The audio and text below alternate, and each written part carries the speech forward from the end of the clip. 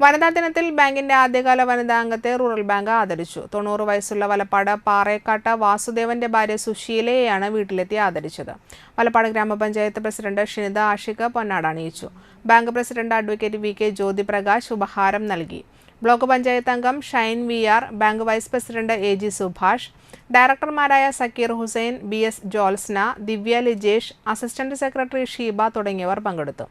1960-ൽ ബാങ്കിന്റെ അംഗത്വമെടുത്ത സുശീല ബാങ്കിലെ ഏറ്റവും മുതിർന്ന അംഗവും മികച്ച സഹകാരിയുമാണ്.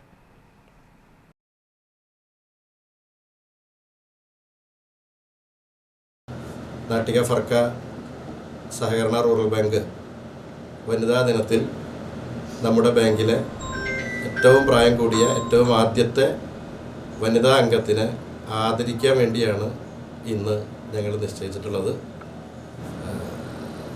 പാറക്കാട്ട് വാസുദേവൻ ഭാര്യ സുശീല 1960-ലാണ് നമ്മുടെ ബാങ്കിൽ അംഗത്വമെടുത്തിട്ടുള്ളത്.